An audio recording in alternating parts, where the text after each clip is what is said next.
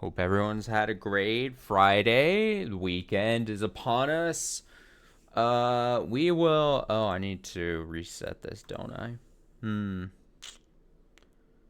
Bad on me for not checking that before. There we go. That's probably better. So yeah, welcome to the stream. I'll turn that just in case this game ends up being particularly loud. Before we get to the main event of the night, I wanted to check this out really quick. Um, I ran into this.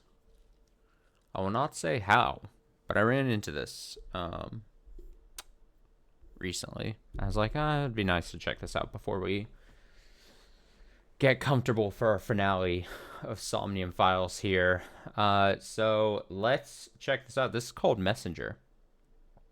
I do not imagine this being super long. Hello, hello. Welcome to the stream. Welcome back to the stream. Hope you had a great Friday. Please don't blast my ears when I hit run.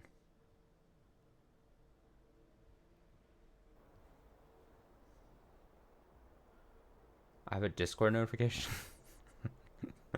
That's a good point, though. It brings up a good point. I could probably, like, make this just look slightly better if I just kind of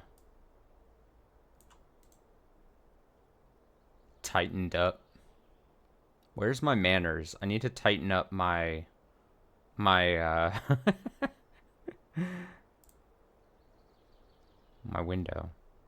We'll keep it like that. Actually, nope. Now we're gonna make the slightest adjustments because you brought it up.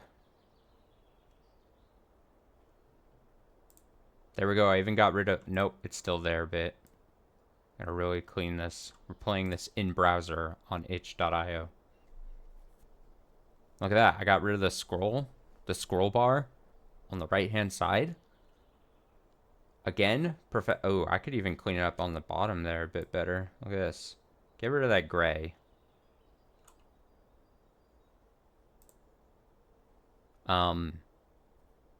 Depending on how this pops up, I might even zoom in even more. But we'll see. We'll see. Actually, I should just do that, right?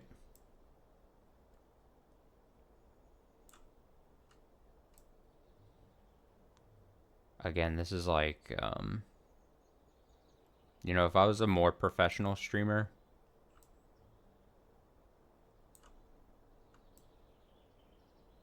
I would do this beforehand. But honestly, you lose just a bit of professional, or no, not the opposite professionalism. You lose a bit of, well, now it kind of looks weird. The amateurism. I think if anything, people are more interested in the amateurism I bring to the internet. You know, there's a lot of people on the internet who try to act like they're professional and they're very, you know, good or well at what they do. Not me. I embrace the unprofessionalism, all right? Don't get it twisted. It kind of looks a little weird. I kind of clipped the edges a bit, but we'll maybe if it bothers me, I'll change it. But this is what you get for right now. Anyway, this is called Messenger. The Institute sends one researcher to the island every year. This year it's you. Do I hit this? Do I hit this? There we go. They offer to let you bring a companion, but you politely refuse. One day, while exploring, you come across a strange mound of greenery. Something is nestled amongst the leaves.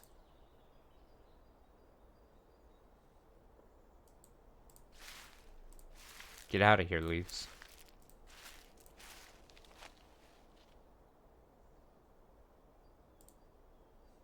It's a book. I'll read this. Hello, dear friend. By the time you read this, I'm sure I'll be gone. I've tried to explain myself to you, but I never seem to have the right words. So I've, left this sketchbook to you in hopes that it might help you see things as I saw them. Thank you for letting me come here with you. P.S. Sorry for the missing pages. I've given you much and I gave it all freely, but some things are still my own. I assume I just click this. 3 days after we arrived on the island, we found something unusual. The river in front of us wasn't marked on the map they gave me. Thinking back on it now, that should have been the first sign. But you know me. To me, the inexplicable was always a circumstance and not question. I kept stopping to marvel at the fish. Incredibly, there were saltwater fish among the freshwater ones, all of them swimming in one school. The river came from a mountain range. I explained why it was so astounding while you sketched them out, and I appreciated you pretending to listen. Look at these fish.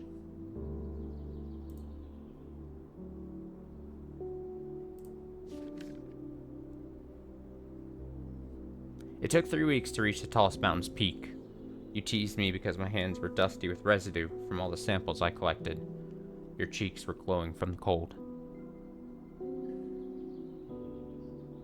Is it cold where you are? You should have asked for my coat. I would have given it. I don't much need it anymore. I paused there because my old man eyes. I had to adjust to the monitor. We found the first specimen nestled within a crevice as we came down the mountain. I'd never seen anything like it. Even after I took a knife to it, it kept pulsing slowly in your hands, like the rise and fall of breathing. It was spongy, soft, not quite plantae, not quite animal. You were reluctant to leave it behind. Should I be keeping track of, I don't know if it'll matter, but keeping track of how many pages are in between? Because at the beginning it said that some pages were taken out or whatever. And then I just noticed the jump from like 8 to 13. Just take a mental note. We'll take a mental note.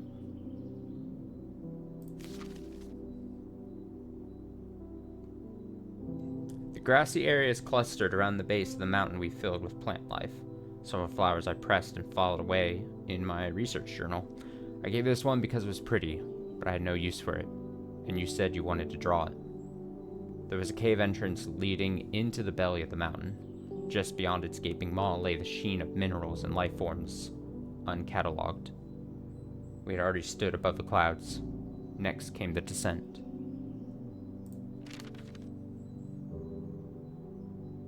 The cave system ran for miles. I was glad not to have to face it on my own. Navigating the cave was a nuisance, but bearable. Solitude would have been suffocating. As we made camp, I heard the scratch of charcoal on paper. Your sketchbook was balanced on your knees. You'd been using it since we'd arrived. I asked you what it was. You called it your personal collection of things you found beautiful or interesting. That didn't quite belong to my research journal. There was charcoal on your hands the first time I met you. That tripped me up. That hid in you there. I didn't know you were looking at me in the darkness. I would have looked back at you. I should have looked back at you more.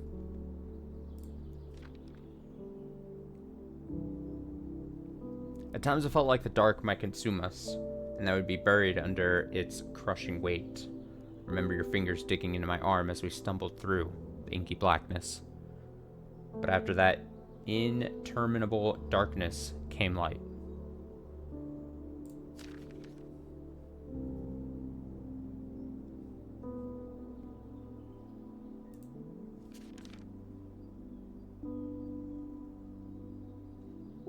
When we finally emerged from the cave system, we found ourselves in a field. In the distance, there was a wall of trees that shimmered and flickered with strange light. I looked at my map and saw that we'd reached the edge of the island. We should have been looking out at open ocean. Instead, there was this. I was overcome with a feeling of unease. I turned away from the light.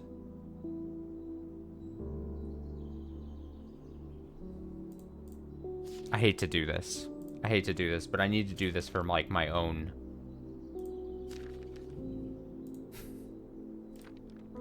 for my own well-being. Earlier on, I confused myself because right here, not quite plant, not quite animal. I said planti, but I did that because I'm reading the font, and the semicolon looked like an I to me. I registered that as like an I, like a lowercase I, but it's a semicolon, and I only just now noticed that. At first I was like, oh, like planti. Like, I thought, I don't know, it was a sophisticated way of saying multiple plant. But now I've realized, and just to let you know, that as I'm reading it, I'm very self-conscious about how I read out things, that stuck out in my brain, because I was like, huh. And now I only realized that that was a semicolon in this font when we came back to where I was, and there was a very obvious, much more obvious semicolon in the writing here. Here. Because it's not uneasy eye. It's on me. I just don't know how to read, I guess. It very much looked like a lowercase I to me, so my bad. I was overcome with a feeling of unease. I turned away from the light, but your eyes caught it like it shone through to somewhere deep in you and lit you up from the inside. Is that where you went? Did the light call you there? Once I feared that you would be lost to it. Now I think it was the thing that saved you from becoming like me. I used to think you had a special talent for seeing things that others couldn't. But now that this is all I have left of you, I see that it was never talent at all. It was courage. Courage to find the divine in the unknowable. The idea that there are things in this world that cannot be contained by human comprehension terrified me, but awakened something in you that would never lay sleeping again. We started tracing the edge of the map. I prayed that we would see the ocean. I needed some reassurance that the shape of the world, as I had come to understand it, was still real. But the ocean never appeared. We picked our way through a dense wooded area, pushing through crisscrossing branches and roots until finally the trees began to give way to stone. Until everything was bare, we kept walking until we were stopped by a formidable cliff. There was nothing in any direction, just a long drop shrouded in fog. The silence was eerie. We turned around after that.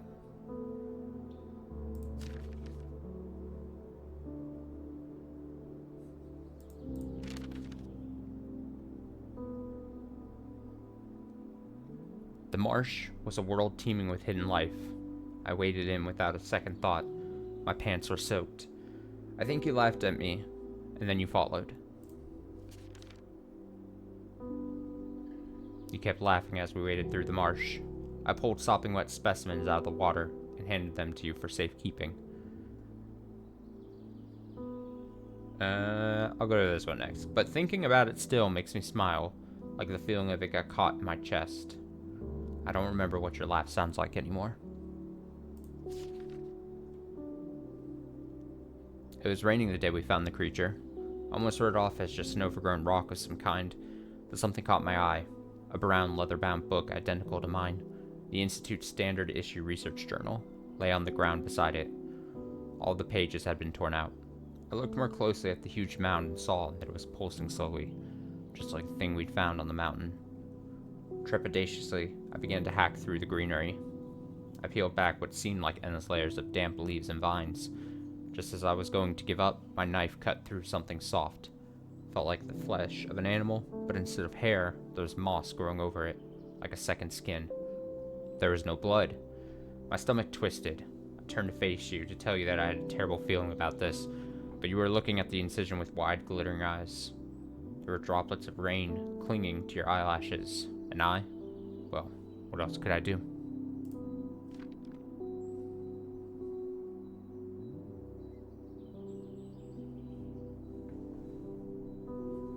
Teeth.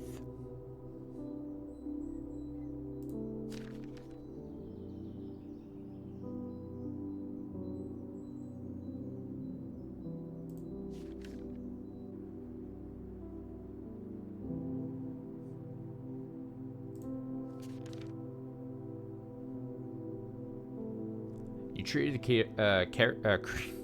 you treated the creature with such tender reverence. I cut it apart for you, but I could hardly stand to look at it. Seeing it from the inside did not make me understand it more. It was like a mimicry of familiar anatomy, a word on the tip of one's tongue that never comes and is eventually reluctantly forgotten. Wonder if the way we saw it is even the way it really was. I called it a monstrosity. You called it an angel.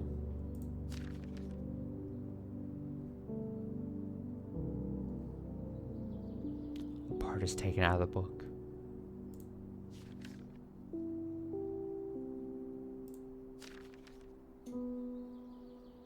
It took a week for you to agree to leave the creature behind. Bundled its ruby red heart up and kept it in your backpack. You thought I didn't notice, but I noticed. The dark roots woven into the creature's main chest cavity meant that whatever had flowered into being must have grown from inside it. Only a guarded heart could nurture such a terrible seed. Did whoever this used to be know what was germinating inside of them before it burst out? Did you know even then that one day it would be inside of me too?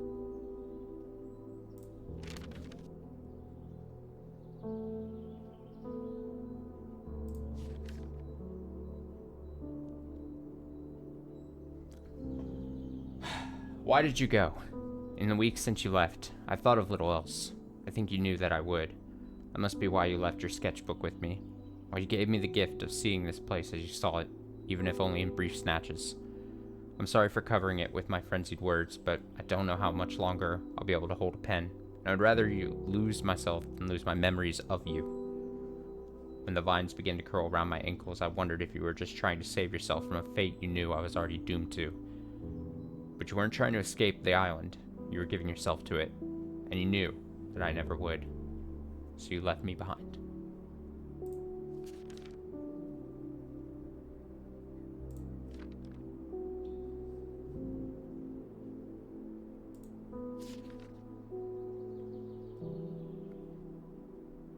The night of the comet is the clearest memory I still have. That was the night I almost told you that it's obscured. I tried to look closer to see if I could make out anything, but definitely not. Ridiculous, I know. I was always going to be a catalyst for you to find your purpose in this life. Sorry I couldn't see that before, but I do now. This was far from our last night together. I know that because as we sat by the campfire, you looked up and said you were drawing me. It was the only time you told me that you were drawing. I wondered how I had ever lived my life without you in it. Excuse me. There are things in this world that no one can understand. This, we both came to know. To me, the incomprehensibility was a horror, but in it, you saw only wonders. Everything returns to this island's delicate ecosystem eventually. The difference lies in whether you open yourself up to it and become something greater, or keep your eyes closed and become something consumed. Like I said, you're always braver than me. I'm glad I asked you to come with me. Thank you for saying yes.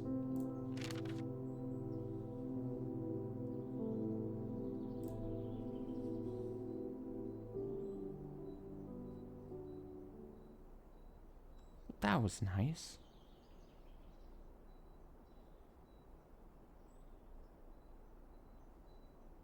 Credits. 1-page credits. Like I said, just wanted to check that out. I won't say how, but I ran into this. Was it yesterday or early today? Last 2 days. Last 48 hours blending in my head massively. But definitely want to check that out before other stuff tonight.